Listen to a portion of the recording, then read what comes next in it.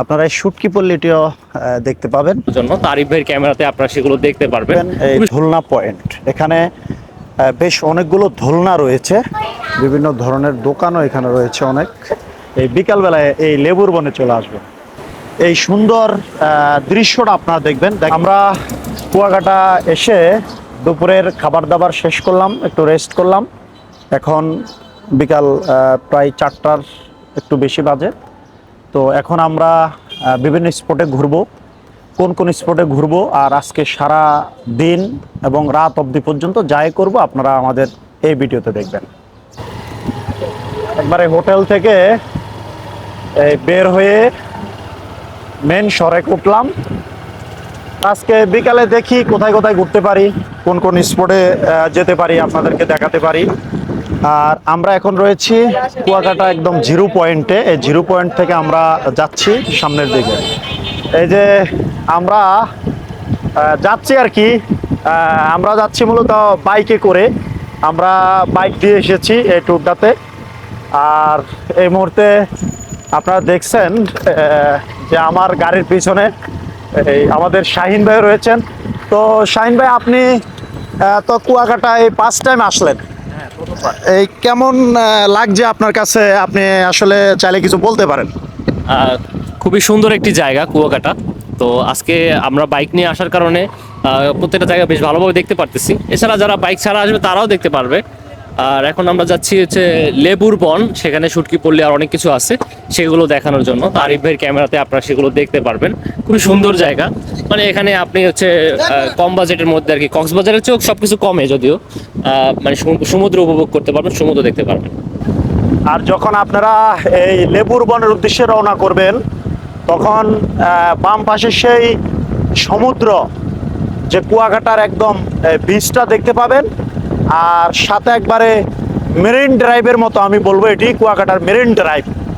এই marine drive ধরে আপনারা শুধু পশ্চিম দিকে চালাতে থাকবেন। অসাধারণ অসাধারণ প্লেস। আপনারা যখন এই লেবুর বনে যাবেন, তখন জিরো পয়েন্ট থেকে অল্প পশ্চিম পাশে আসলেই এই সুন্দর দৃশ্যটা আপনারা দেখবেন। দেখেন আমার পিছনে সেই কুয়াকাটার উত্তাল সাগর।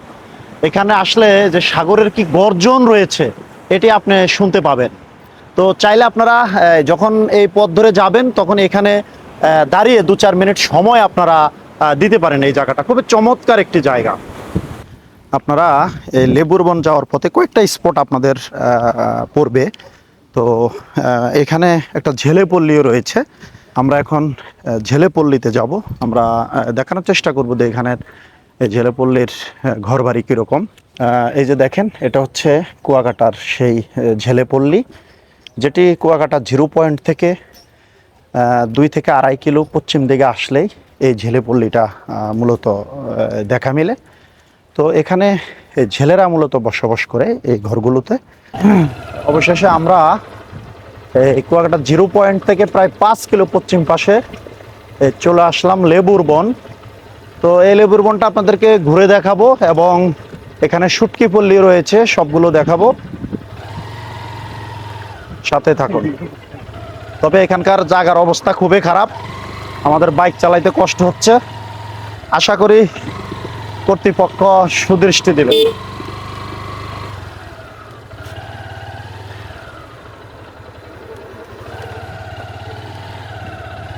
এবং দুই পাশে অস্থায়ী দোকান রয়েছে, এখানে কিছু খাবারের দোকান আর শুটকি মাছের দোকান রয়েছে এখানে। তো আমরা এই শুটকি মাছের দোকানগুলো আপনাদেরকে দেখাবো। আসলে এই লেবুর বনে আসলে আপনারা অনেক শুটকি মাছের দোকান এখানে পাবেন। অনেক আইটেমের শুটকি মাছ এখানে রয়েছে, চাইলে আপনারা কিনে নিতে পারবেন এখান থেকে। প্রিয় বন্ধুরা, এই লেবুর বনে আসলে আপনারা দেখতে পাবেন শুটকি পল্লী। আমি এই মুহূর্তে রয়েছি শুটকি পল্লীতে। তো এই শুটকি পল্লীটা আপনাদেরকে একটু দেখানোর চেষ্টা করছি। এই যে দেখেন, এখানে এই মাছ সাগর থেকে ধরে নিয়ে আসার পরে এখানে মূলত শুকানো হয়। এখানে পিছনে আপনারা দেখতে পাচ্ছেন যে বিশাল বড় এরিয়া। তো আসলে অবরোধ চলছে, সেই সুবাদে এখন খুব কম দেখা যাচ্ছে। বন্ধুরা, এই লেবুর বনে আসলে আপনারা এই শুটকি পল্লীটিও দেখতে পাবেন একবারে এই কুয়াকাটায়। তো প্রচুর গন্ধ হচ্ছে আসলে, খুব কষ্ট হচ্ছে, প্রচুর গন্ধ। আর এই দেখেন একবারে প্রচুর শুটকি মাছ শুকিয়ে রাখা হয়েছে এখানে, এবং এই যে এই পাশটা তো রাখা হয়েছে। তো আপনারা চাইলে এই লেবুর বনে আসলে আপনারা এই শুটকি পল্লীটা এই দেখে যেতে পারেন। খুবই চমৎকার। এখানে আমার পিছনে আপনারা দেখছেন যেখানে প্রচুর পরিমাণে শুটকি মাছ মূলত রোদে শুকানো হচ্ছে। একজন চাষা, তিনি এখানে শুটকির বিভিন্ন কাজ করছেন। এই লেবুর বনে তো মোটামুটি বীজও আছে। আমি বলবো যে এখানে লেবুর বন আপনারা যারা আসবেন বিকাল বেলায় এখানে পারফেক্ট টাইম। বিশেষ করে আসরের পরে আসলে খুবই চমৎকার ভিউ এখানে আপনারা পাবেন, এবং সূর্যাস্তেরও সুন্দর একটা দৃশ্য আপনারা এখানে দেখতে পাবেন। অবশেষে আমরা এই লেবুর বনে চলে এসেছি। আসলে এই লেবুর বন আসলে কেন নামকরণ করা হয়েছে আমি এখন পর্যন্ত বুঝতে পারছি না। আর এখানে ওইরকমভাবে স্থানীয় কাউকে যদি পেয়ে থাকি তাহলে আপনাদেরকে জানানোর চেষ্টা করব যে এই লেবুর বন আসলে নামটা কেন করা হয়েছে। এখানে এখানে দেখেন অসংখ্য পর্যটক রয়েছে এই মুহূর্তে, অসংখ্য।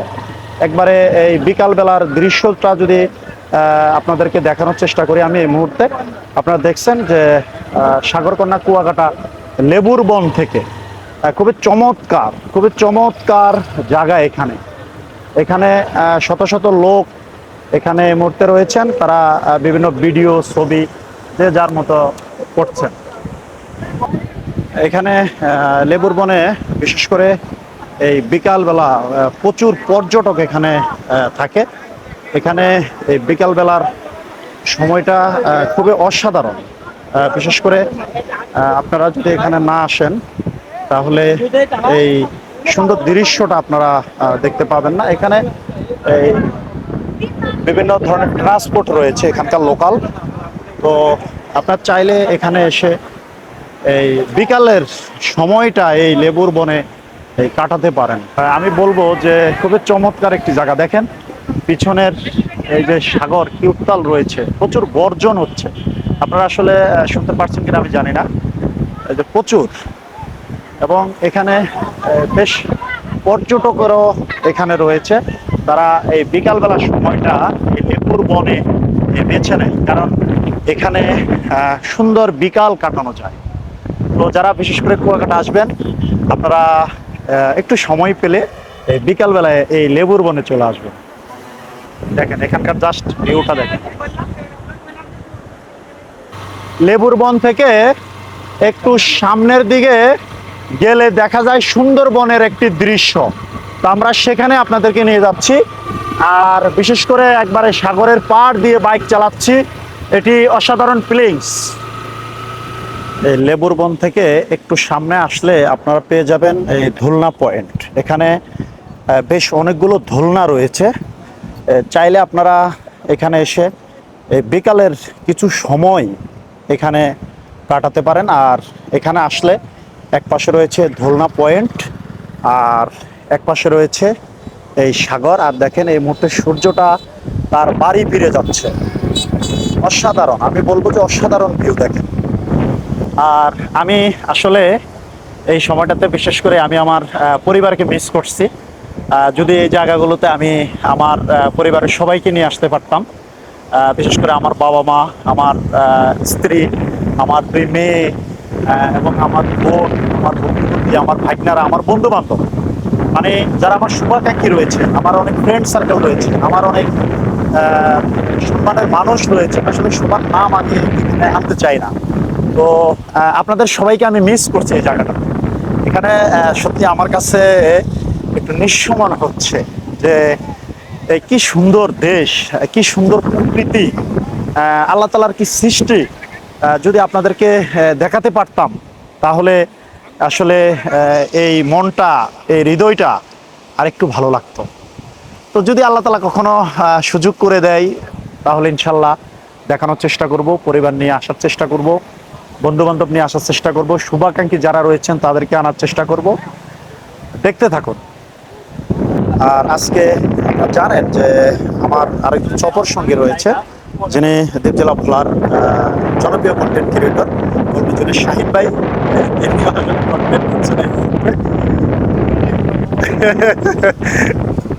আপনারা এই ধুলনা পয়েন্ট থেকে একটু পিছনে আসলে এখানেও প্রচুর ধুলনা রয়েছে এবং হ্যামকও রয়েছে। চাইলে আপনারা এখানে একটু শুয়ে একটু মজা করতে পারবেন, একটু রিল্যাক্স ভাব নিতে পারবেন। তো আমার রিকোয়েস্ট থাকবো এখানেও আপনারা আসবেন। প্রিয় দর্শকবৃন্দু, এখানকার একটা স্পেশাল একটা কথা আমি না বললে নয়।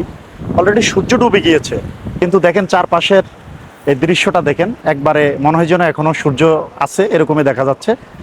খুবই চমৎকার লাগছে। আমরা এখন রয়েছি তিন নদীর মোহনা মূলত এখানে বলা হয়। আবার অনেকে এটাকে সুন্দরবনের একটা এরিয়াও সম্ভবত, এটা আমি ওইভাবে ভালোভাবে আমি জানি না।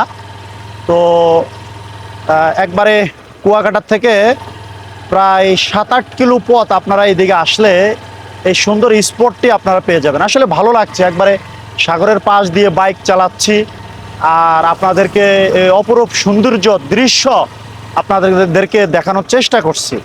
আসলে ফিলিংসটা বলে বোঝাতে পারবো না, অসাধারণ এক কথায়। একবারে এই লাস্ট মাথা চলে এসেছি এবং এখানে আসলে আপনারা এক পাশে সাগর, অন্য পাশে ঝাউ বাগান এবং হাজার হাজার ধুলনো এখানে রয়েছে, আর কিছু দোকানপাটও এখানে রয়েছে। তো বেশ চমৎকার একটি জায়গা। আপনারা সুন্দর একটি বিকাল কাটাতে পারেন চাইলে কুয়াকাটা এই এলাকাটায়।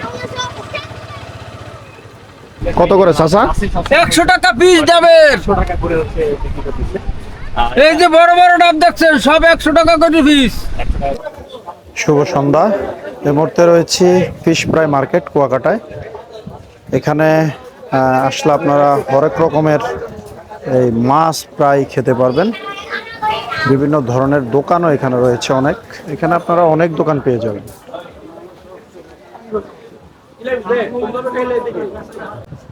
আপনারা এই ফিশ ফ্রাই এই মার্কেটে আসার পরে ঠিক দক্ষিণ পাশে এখানে এই ধরনের জুসের কিছু আইটেমও রয়েছে এবং বিশেষ করে এই পাশটাতে রয়েছে ফুচকা জোন।